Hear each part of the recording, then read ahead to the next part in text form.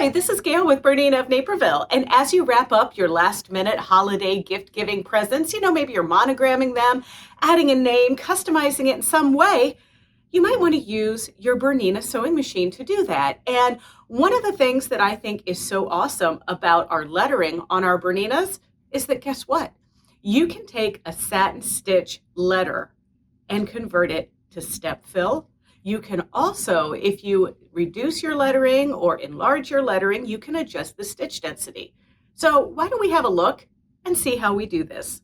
Let's make a letter. So we're going to start by just simply opening our font folder, and we're going to find a font that floats our boat, okay? And we can use just about anything. I'm going to use this font number 21. This is also available on the 790 Pro. There's lots of different fonts on each different BERNINA. Obviously, the higher up the line you go, the more font choices that you have. And we're going to select a B and OK. And now we can see I am going to change to my embroidery foot here and my single hole foot. And then I'm also going to change the hoop. And I'm just going to use the maxi hoop for today.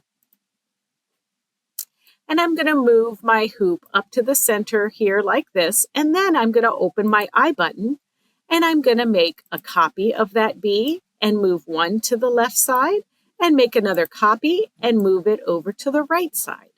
And I'm going to keep the B in the middle at the default settings. So let's grab the B on the left and we're going to take our finger, touch, hold, and scroll down to find the icon that we're looking for, which will allow us to alter the stitch type or the stitch density.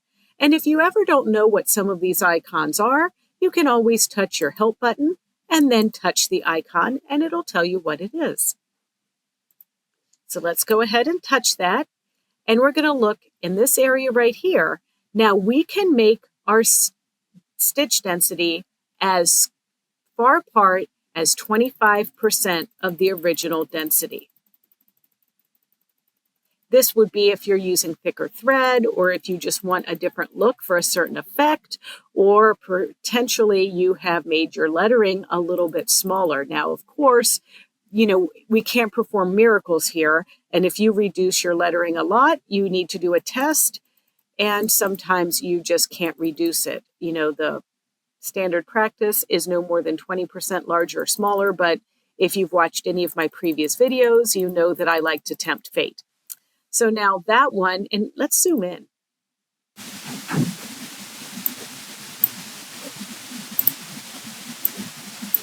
You can already see that the density of this B compared to that B is much skinnier, right?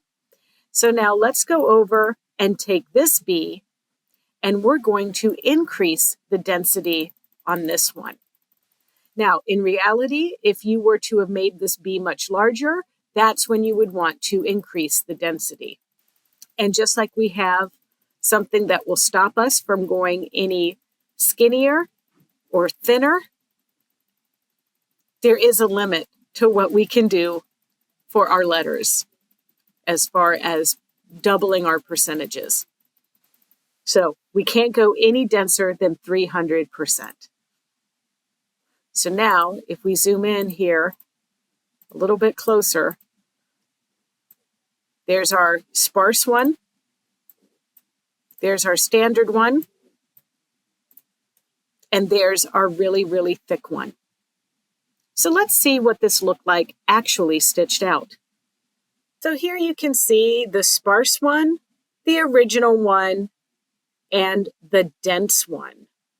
I use variegated thread because sometimes it's easier to see that way, but seeing it stitched out is usually a little bit nicer than seeing it on the computer screen there.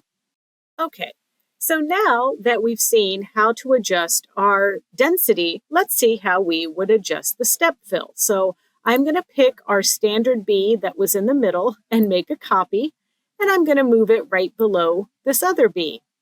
And now I'm going to select that same icon and this time turn our step stitch on. Now, here's something to remember.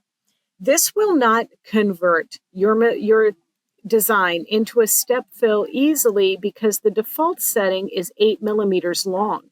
So if you have a font that has satin stitching that is shorter than 8 mm, it's still going to look like a satin stitch. So what I'm going to do in the case of my B in this style font is change my step fill to 4.5 mm long. And there you see, and I say okay. And now, just like we zoomed in on our other pieces, let's zoom in on this and see if you can tell. See those little dots right there? Those are needle penetration points, which we do not have on this one here. See how there's no little dots like these in that other one? So let's see what this looks like stitched out. And you can see there the difference, that it looks like a step fill rather than a satin. And now let's look at these little guys. Let me show you how to convert your skinnier fonts so that they can also be a step fill. All right, so let's zoom out. And now this time I'm going to pick a different font. I'm going to find my font here. That one looks cute. Let's pick an uppercase B again and say okay. And now this time I'm going to take my original one and move it over here, and now make a copy and take my copy and move it next to it. And this one, I want to do my little stitch density and stitch type, put it back on step, but this time I'm going to have to go a lot closer together than 4.5. Let's do 3 mm and see what happens. And let's zoom in again so we can really look at this guy. So there you can see our step fills in there versus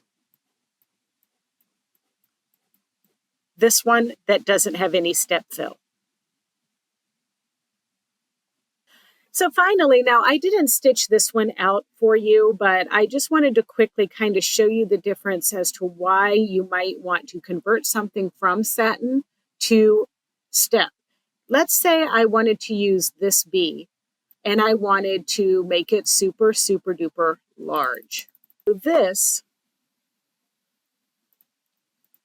super large, these little jump stitches here that form the satin stitching, it might catch on something. It might look kind of sloppy. It might cause a lot of fabric puckering.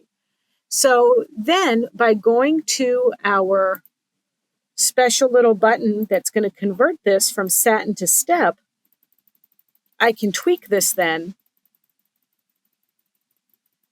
to a length that will manage tunneling and how this design is stitched out.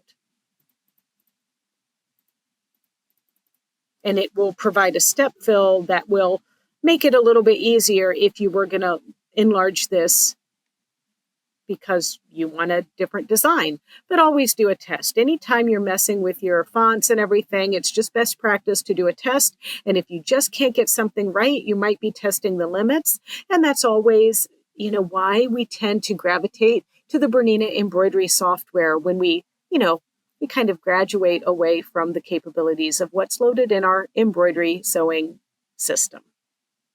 Well, I hope this video was really helpful for you because you got lots to do and little time to do it in, right? And if you want to see more videos like this one or tutorials and fun things, don't forget to check out our BERNINA of Naperville YouTube channel. It's easy. It's youtube.com/BERNINA of Naperville, and there you can like, comment, and subscribe.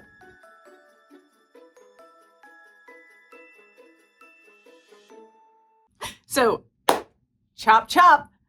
The little red guy with the red face and the big bulbous nose is going to jump down your chimney any day now. Or is he?